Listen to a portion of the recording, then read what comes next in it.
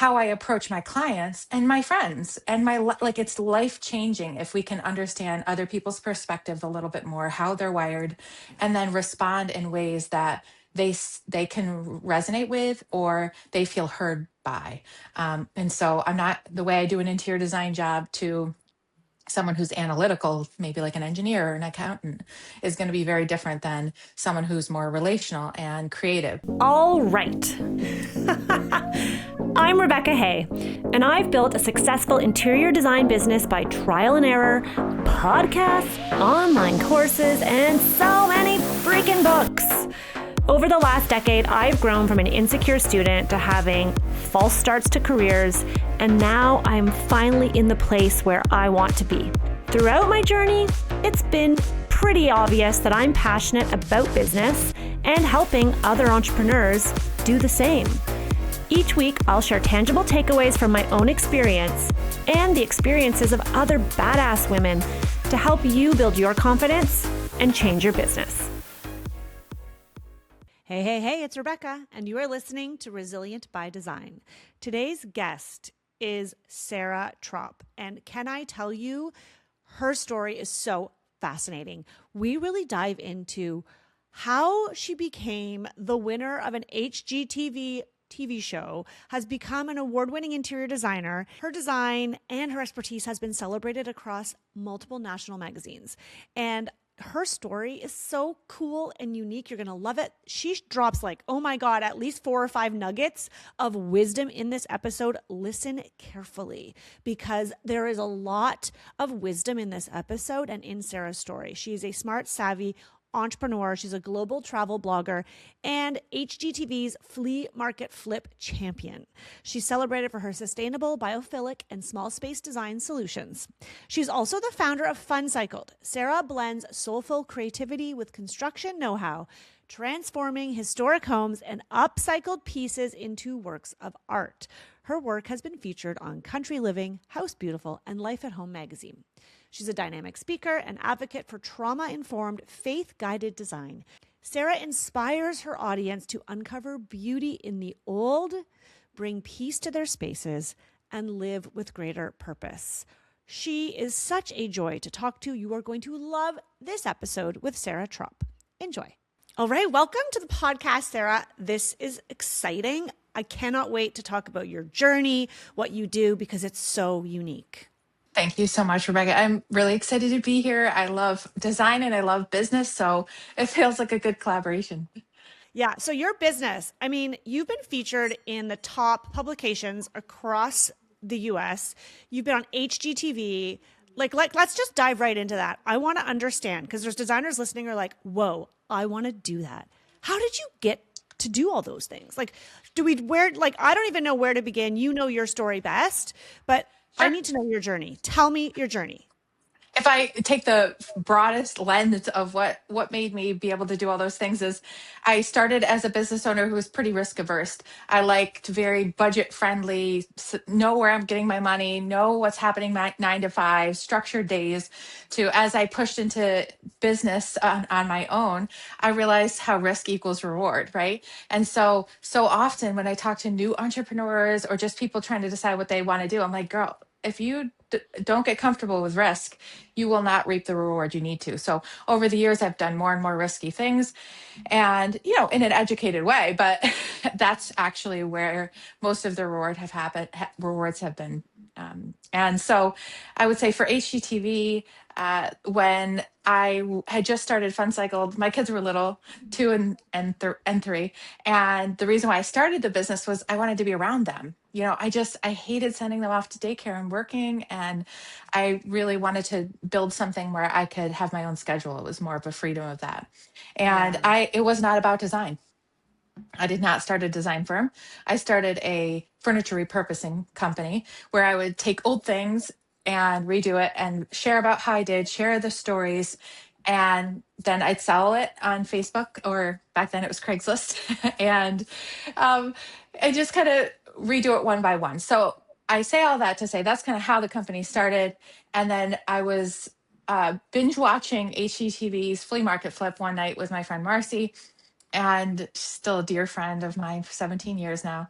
And she said, "You need to be on Flea Market Flip." And I was like, "No, no one gets on TV. I can't." And she goes, "No, no, you need to." And I was like, Unless you know someone, there's no way to get in. It doesn't make sense."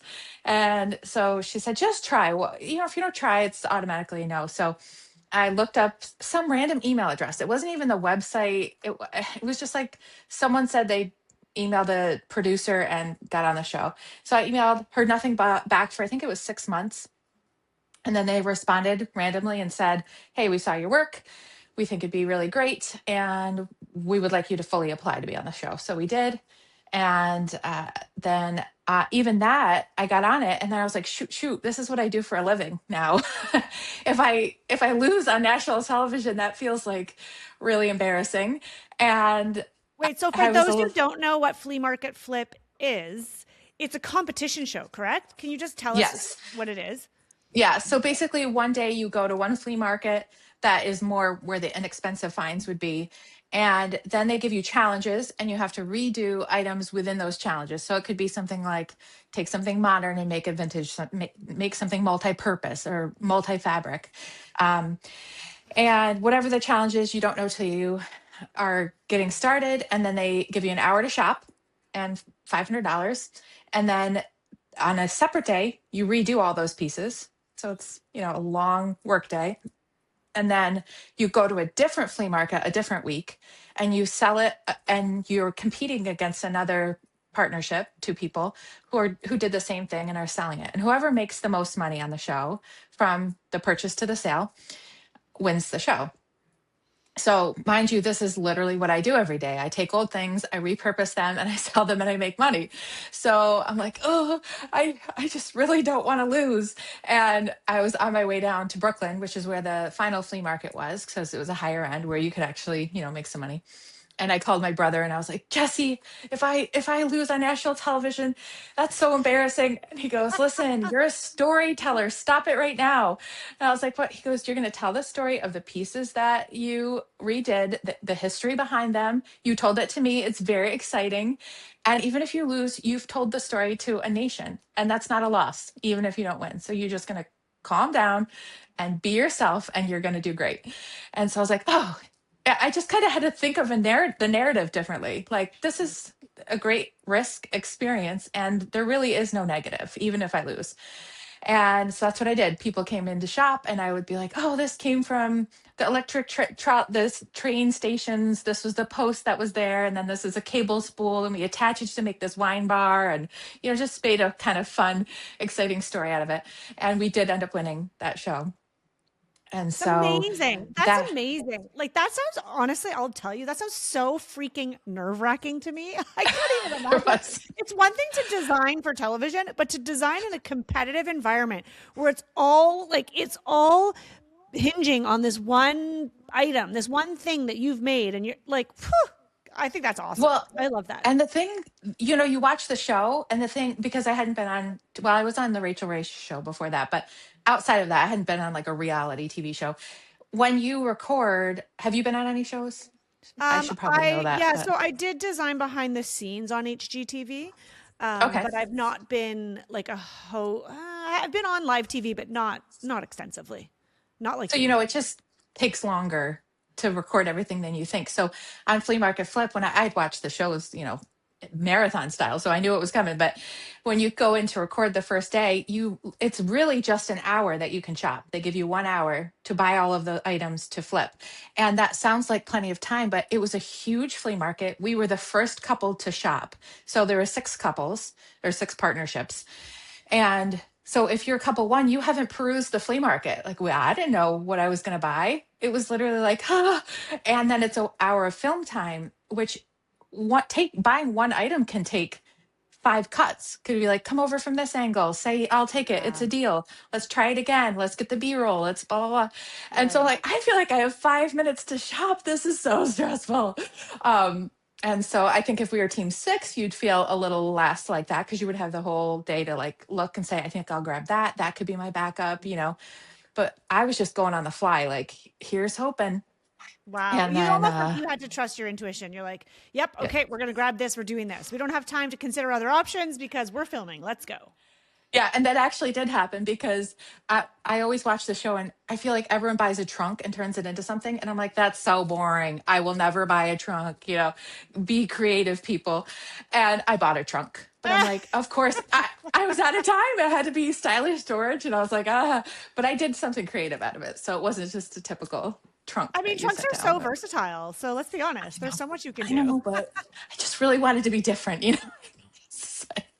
Oh my gosh, after So we've done recording, I'm going to pick your brain. I have this dry sink. You probably can't see it behind me that was at my family cottage and we just bought a cottage and so it's much smaller. I'm like, where am I going to put this giant dry sink? I'm like, maybe I could put a counter on. Maybe I can turn it into something. So, aha. You yes. you were my guest on the right day where I was just thinking like, what can I do with this? I love it. Yes, our after talk. I'm happy to. I love it. Okay, so let's get back to this business growth. So you got tiny little babies, like little ones at home. You're like, I want to have more space and time to be with them. So you're fixing these things up, you're selling them online, and then you go and you win this HGTV TV show. Yes, What exactly. happened after So that? I took the money that came from winning that show and I got a storefront in our little city called Troy. And we have one of the best flea markets. It won like top flea market in the country a couple of years in a row recently. It's adorable. And I had always said, I don't want a store, but if I ever get a store, it would be this one in Troy by where everyone walks on the farmer's market. And I, I literally said those words because my husband kept saying, we need a store, we need a store. And we went to the farmer's market to shop, and there was a big sign that said, we're moving to Texas, everything's clearanced out. And so again, I was like, oh, wow, okay. The one I just said would be the only reason I would get a store is available. So I reached out to the owners and they said, no, no, no, we have like 6 people who are already ahead of you, whatever.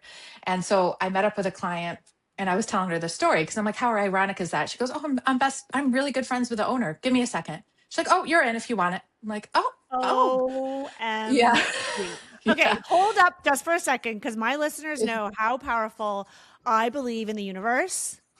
And Yeah, like me too. you manifested that bleep. Like you manifested that. I Right, freaking right. love that. And it's like you don't even need to know the how because the how is none of your business. You had this idea of like, you know what? I don't really want a storefront, but if I did, it would be this one. You had a clear vision of what you wanted there, where you wanted it, even though there was like it wasn't for sale or it wasn't for lease, it wasn't available. And then when it became available, it wasn't available, right? Because you're like, oh, Yeah. there's these other people.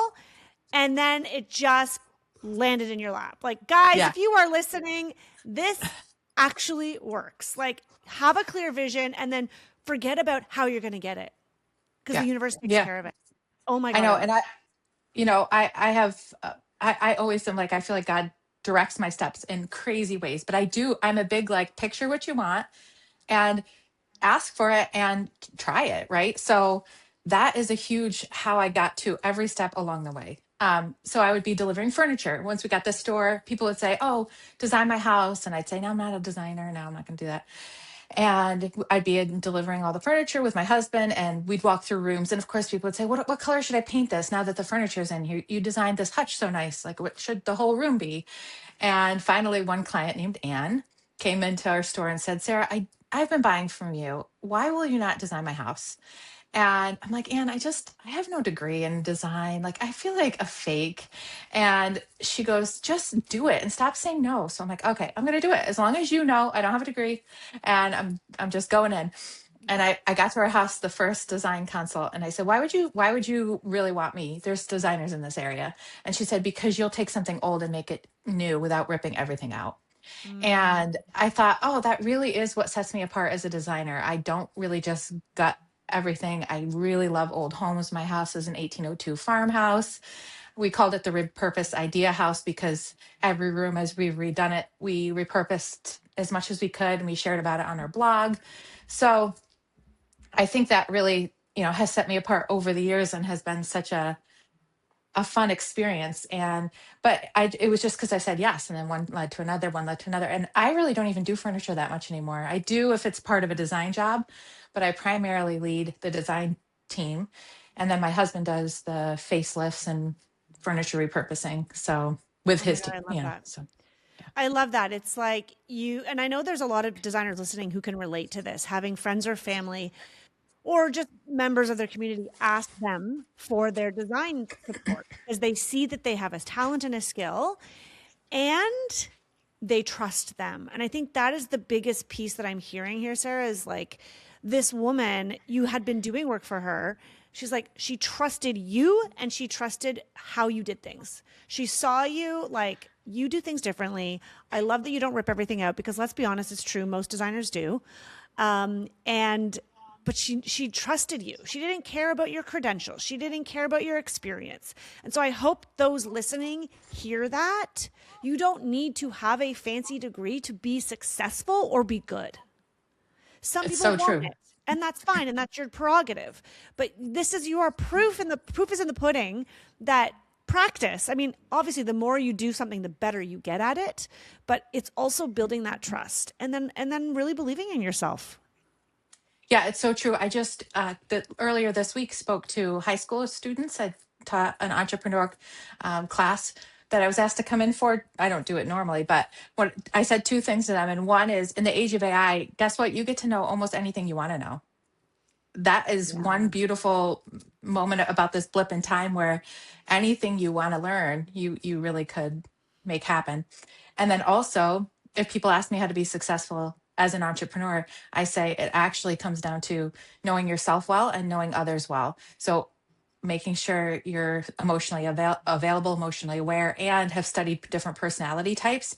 In my opinion, that was been has been the biggest game changer in my business, is understanding, like, I love the Enneagram, I love Myers-Briggs, I love understanding love languages, because how I approach my clients and my friends and like, it's life changing if we can understand other people's perspective a little bit more, how they're wired, and then respond in ways that they can resonate with or they feel heard by.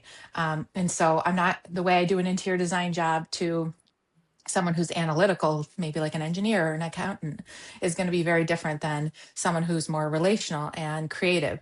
So Mhm. trying to pivot in a relational way is what builds those trust moments, because they say, oh, she's taken the time to learn me. She knows, like, this is the budget and how, like, our energy efficiency is going to go up because, like, because of the types of products we're using, or how, X, Y, or Z budget. Usually they tend to be more budget mindful.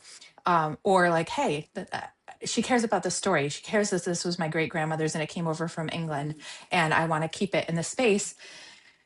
That is what has caused, I would say, more success than most things. Yeah, I love that you're sharing that because you're so right. We are in a service-based business, which means it's a people business. And I heard a coach once say, the hardest part about running a business is the people. And when I say that, I mean the people who work for you, the contractors and trades that you work with, and your clients. And that is the hardest part of running a business. And when we're starting our firm, I think we're so focused on, can I do it? We want to prove that we can, that I can match colors, that I know how to do things. But then once you establish that you know what you're doing, that next level is, okay, how do I manage all these people? How do I keep these people happy? How do I listen and relate to them? And that takes you as a business owner to the next level. I completely agree. I think because I didn't come from money and I didn't have any backup financially on how I would make owning my own business work, I approach clients like they were me. So I would say, like, let me get this done as fast as I could, as cheap as I could, be as efficient as I can. And even though I understand that mindset, really that's not what brings clients to a designer or to most businesses, right? I had to actually learn and pivot my mindset to go, I'm not trying to bleed them dry, but I'm trying to go slow enough that they feel heard and that I understand, right? Like, I'm not rushing to, oh, they definitely want a purple living room, not that anyone should have a purple living room, but Do it's you fine. do a lot of purple living rooms? Is that something you do a lot of? So I joke because purple is my least favorite color. And I feel like there's, like, people who you either, like, don't love purple or you want it everywhere. Why isn't there an in Yeah. between? Like, I'd have a pop of color. It's like no, it's the lady that you see on Dateline that everything was purple, like her car, her lips, her hair. I'm like, what? Totally. Anyway, I have an we're aunt getting like off that. track. She loves purple. Everything is Yeah, purple. I love it. I love it for her, but I don't love it for me. So I'm on the exactly. same page, Sarah. How did we get there? I don't even know what we're talking about. But yeah. So what were Yeah. we talking about before purple? I lost it. The clients, right? And it's all Oh about yeah, working with understanding clients them. and understanding them. I love that you love all those personality tests. Me too. There was, early in my business, I became obsessed with them. I had all my team do the Myers Briggs. It was like it Yeah. was a little much, but I find them so helpful. And if anyone's listening, you're like, what are these things? Like, look up the Enneagram as a starting point to learn about yourself. It helps to understand who you are and why you do the things you do.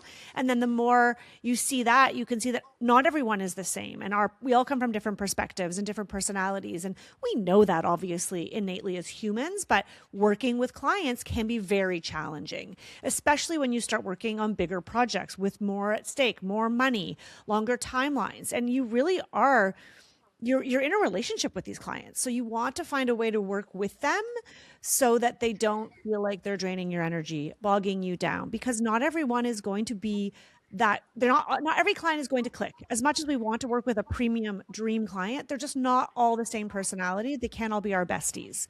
So how do you find that way to work with them? I love that. Okay, I want to shift gears just for a minute here, because one of the areas that you are, I would say, an expert in, and you bring to your projects, is biophilic design.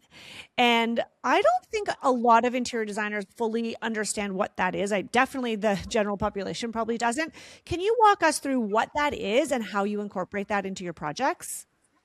Sure. So I came across this when I was working with a house for sex trafficked women coming out of sex trafficking. And I was looking into emotional effects of design and neuroscience. And anyway, biophilic design is kind of a fancy way of saying, how do we bring nature in?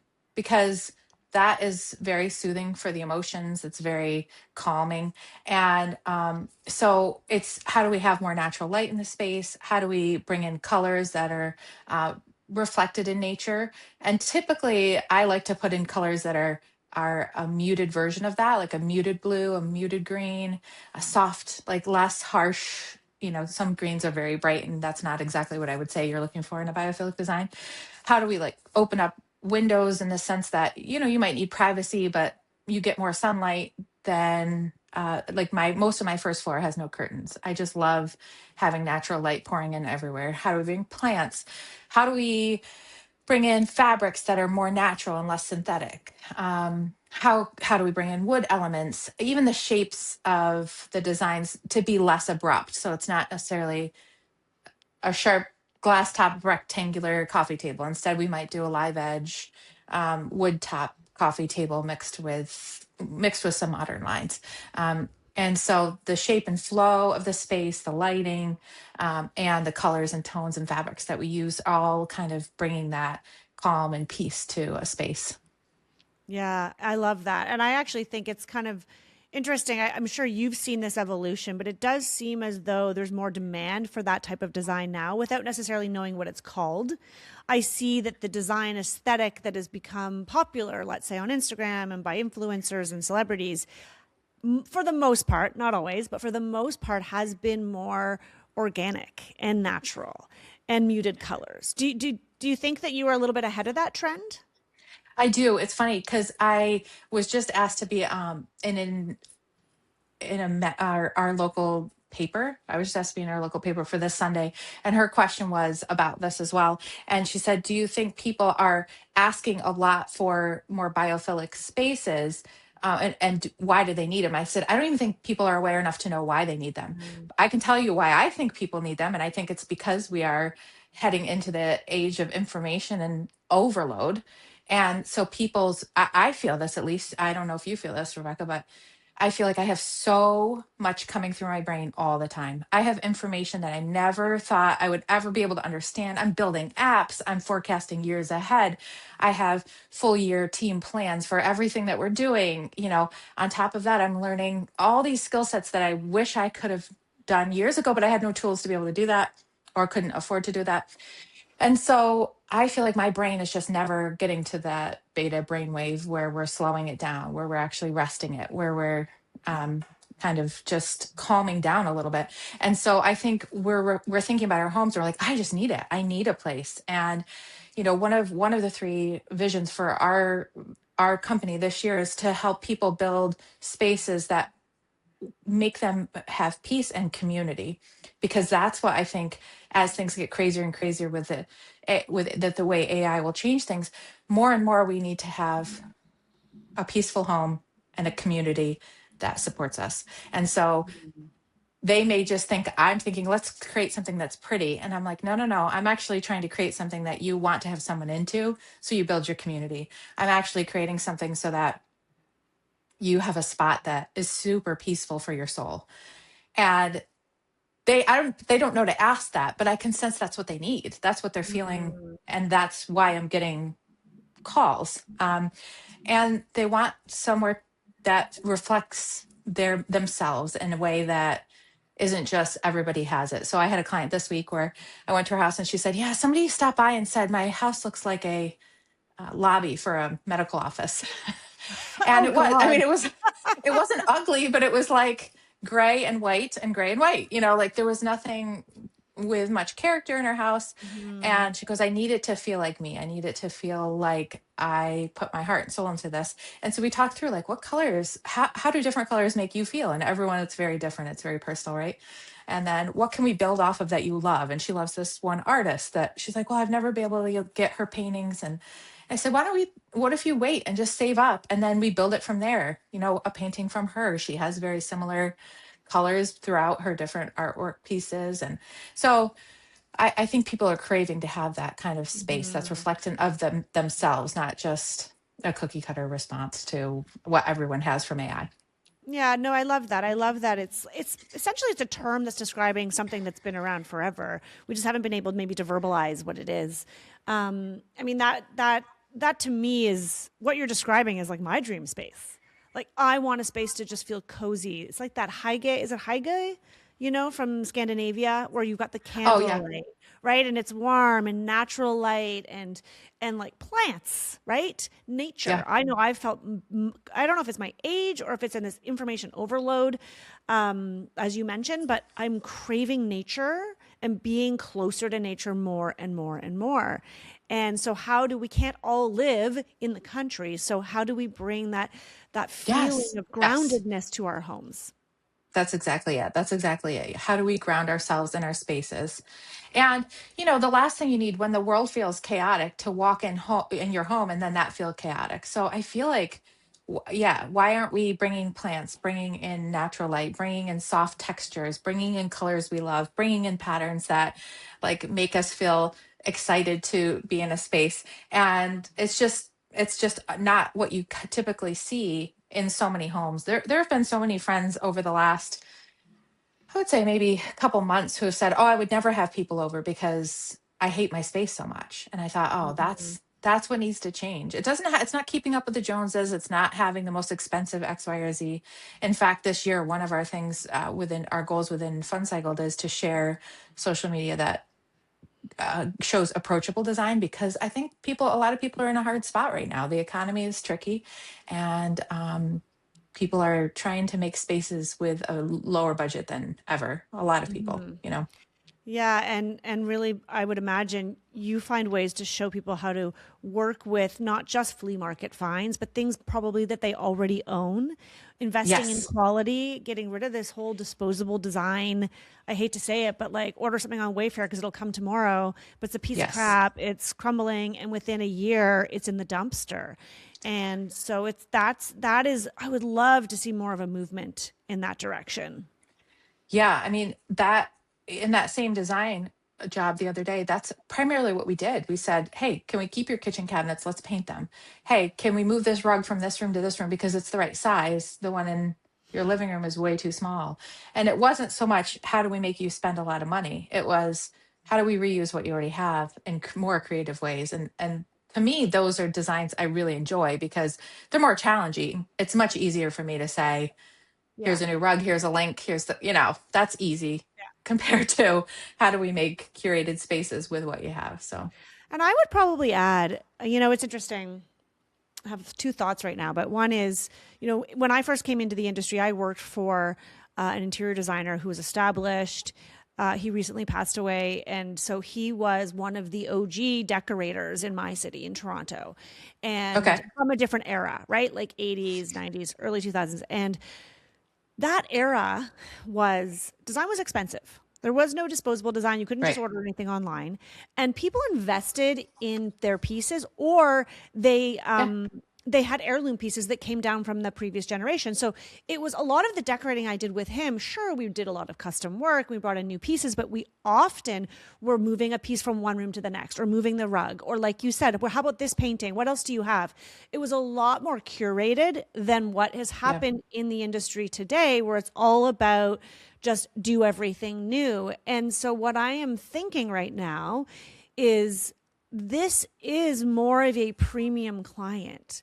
Like for designers who are just getting started and you don't have clients with budgets and they don't really have anything nice because they've only ever bought IKEA and they're not inheriting any furniture. I get it. You have to do what you have to do, but you can also go to a flea market to give it that more premium vibe. But for the designers listening who want to get in front of a more elevated client, the word flea market doesn't have to be cheap. In fact, I think it's actually the opposite. I Oh, I think totally keeping agree. everything brand new and making it look like it's in an IKEA catalog, yeah, it might be nice in a catalog, but it doesn't feel the way that a more elevated design will feel. And so I think there's some nuances there for those designers who are looking to up level. It's looking at how do we make it feel like this home has been curated over time. Right. And that's a conversation that I often have to have with clients because I agree with you when we talk about something being even repurposed, like let me paint your grandmother's dresser, right? Or turn it into something else. Often people think that's like the yard sale way to make it happen. I almost have to explain to them how I do have to explain to them how it's an artistic expression. It's very customized. It's not inexpensive. Actually, if you're not going to do it yourself, it's probably more expensive than It's I just probably more giving you a expensive. link. Right. Yeah, And it yeah, is. yeah. So some clients don't go with it because of the expense, actually, more often than they would the opposite way. So, and I mean by that, they might see a buffet that is really high end online that could be like $7,000. And I might have some clients who say, okay, I'm willing to spend high end. Um, and but people looking for DIY won't flip up to custom that they don't do themselves because of the cost. They'll be like, no, I can just get a new dresser for 500 from Walmart or. And so I'll say, yeah, but it's not handmade. It doesn't tell a story. It's not unique to your home. Nobody else has this piece, but it takes time to go find it. It takes time for me to flea market. It takes all the repair, all the customization. And so it actually is an education thing, I think, when we're working with clients is to say, hey, do you want what everybody has? But I see more and more people, as even the high end clients, they want something that nobody else has. And so Yeah. curated flea market finds are way more attractive to them than just order this from Wayfair or whatever. Absolutely. Absolutely. Now, I have a question about that. Do you ever feel like, and I'd be curious for the designers listening, because they might be thinking, like, how do you convince your clients? Do you ever feel like you are trying to convince your clients to do it your way? And if so, how do you navigate that? Do you just end up saying, okay, fine, we'll just buy the new thing because you want it? Or do you really push? Where is that balance? Yeah, so I do struggle with that if I'm being honest because I'm not super salesy. I've never had a salesy vibe in my body. And so it's more of the fact that like I often say the time and the money that it takes to make this is not going to be a less expensive option. If your budget is really what's driving the decisions and it's not the eco-friendliness of this or the uniqueness or the artistry behind it, I just need to know that at the beginning so I'm structuring a design around what aligns with your values, right? So, but you probably understand this too. Most clients don't want to give you a budget. Like they'll constantly be like, "Oh, I don't know, like whatever you think." Like I had this recently where I designed a full house with that are going to be it's going to be two Airbnbs, and I tried to get an answer on a budget. They said no. I did the lowest end because it's an Airbnb, so I knew they weren't going to want to put high-end furniture. And then they're like, wow, this is way out of budget. I'm like, there's nowhere you're going to get for less than this. I didn't even do it where I'm ordering it for them. It was a click and order, you know?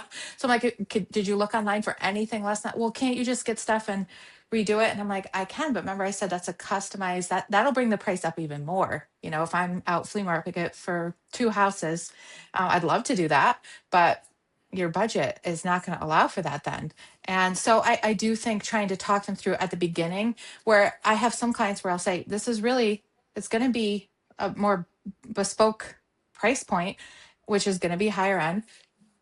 Are you okay with that? And then some say, yeah, absolutely. I don't want it to feel cookie cutter. So whatever it needs to be is fine. But those, I find even well off clients don't often want to say yes to that. You know, they're often, I have to push back and say, here's what you're getting within your price. Now for $400 more, it could be an antique, or 1,000 more, or whatever it is. It could be an antique, but I have to find it and it's going to take longer. So which way do you want to go on that? Mm-hmm. Or even artwork, because I'm an artist, half of the artwork I could pick out, I could paint, you know, but it's, do they want to wait and they pay a little bit more for my time and have something one of a kind?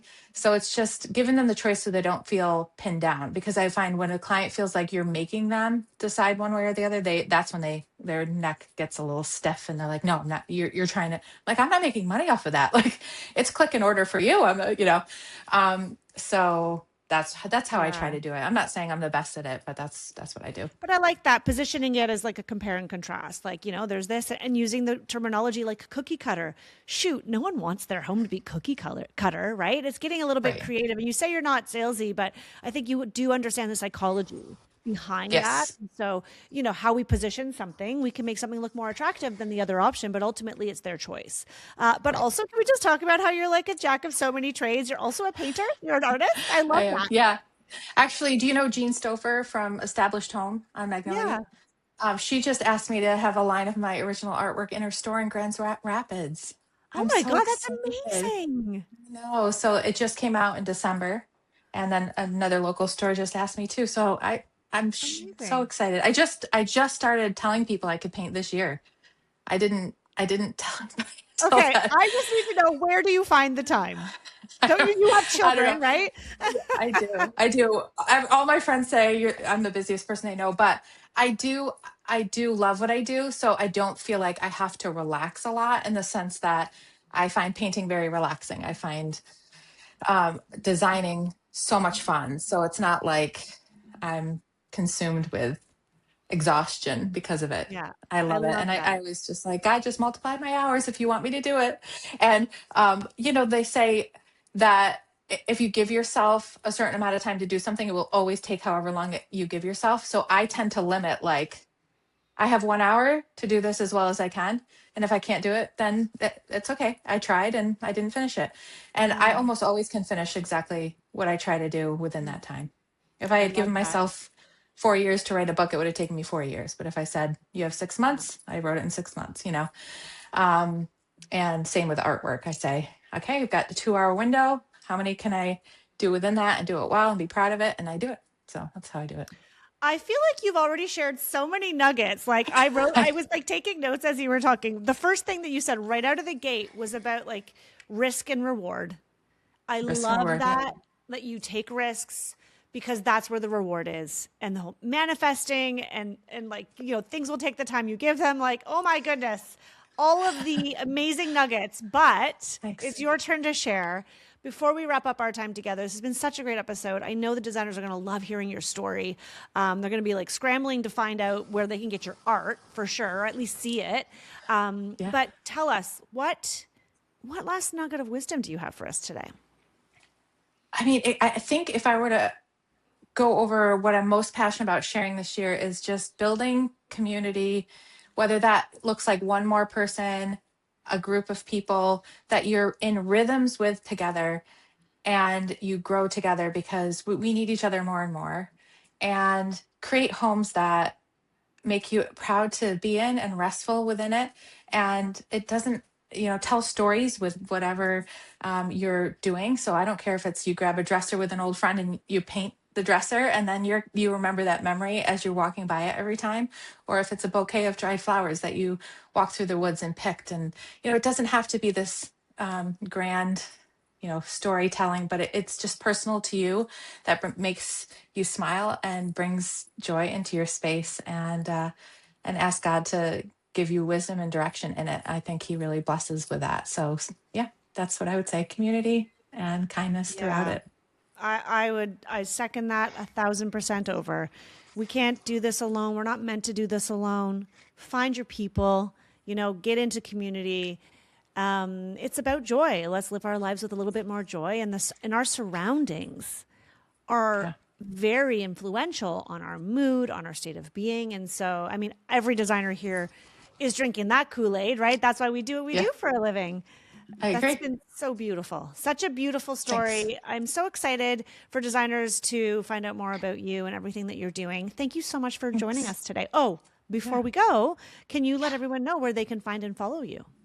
Yeah, so our website is funcycled.com. So like upcycled, but fun. And on there, I have a blog where there's free tips every single week. Just once a week, you'll get an email if you sign up for that.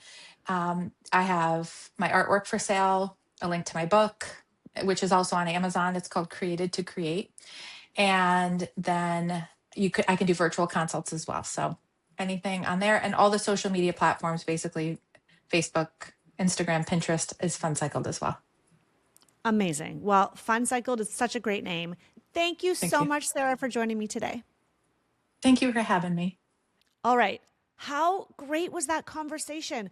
Her ethos is so in alignment with my design style. When we finished recording, and I showed her the dry sink actually behind me that I love. I have all these vintage antique pieces in my studio actually that I'm hoping to use somehow in this little cottage that we bought. But it's funny, I was sharing with her how when I was in design school in Vancouver, we had to do a project and we had to design a retail space. And the space that I designed and I did a storefront was called Upcycled. It was a furniture store where we would upcycle old pieces. Literally has always been my passion. That is what got me into interior design in the first place. Not something I talk about a lot now, but I did talk about it a lot in the early years, especially on my YouTube channel. I feel like more designers can be doing this work. Sarah is incredible. She's talented. She's successful. Her art is now for sale in Jean Stouffer's studio. Like, hello, she is a lady on the rise.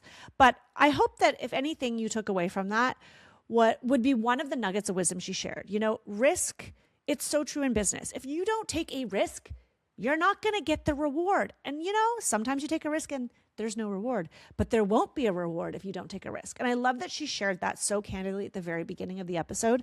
I also love how she talked about community, because that has been the game changer for me. And you know that I've shared that here before, but it wasn't until I felt like I had other designers, mentors in my life that I really was able to build and grow my business. It gave me confidence. It gave me confidence to know that there was somebody else there in it too, doing and testing and trying just like I was. But it also gave me confidence to bounce ideas, or to see somebody else who had tried something and it worked, or to have a business coach or a mentor say, hey, have you tried this thing? I've seen 100 other people do it and it works. That is the confidence you get when you are in community. That's why I have developed this brand new coaching program. It is going to be a deep dive, 6 months. I'm going to work with you in your business to help you develop the strategy, the process, the marketing, the communication, the confidence, and the mindset, so that you can build a business that feels as good as it looks. Eliminate the chaos. Wake up every morning getting excited and feeling like you are in control. That is what my new community is all about. It is a coaching program where I will be with you every step of the way. If you guys want to find out more, just go to the link in my bio or go to RebeccaHay.com. We will be announcing it soon, because there is so much power in having community. All right. I hope you guys enjoyed that episode with Sarah. As always, it would mean the world to me if you could leave us a review on iTunes or Spotify. Please let other people know about this podcast. Share this with a friend. If you have a design friend or a colleague or someone not even in the design world that is interested in sustainable design, this biophilic design, in upcycling furniture antiques, send them this episode, because I think they'll find it really interesting. And I will see you on the next one. See you soon.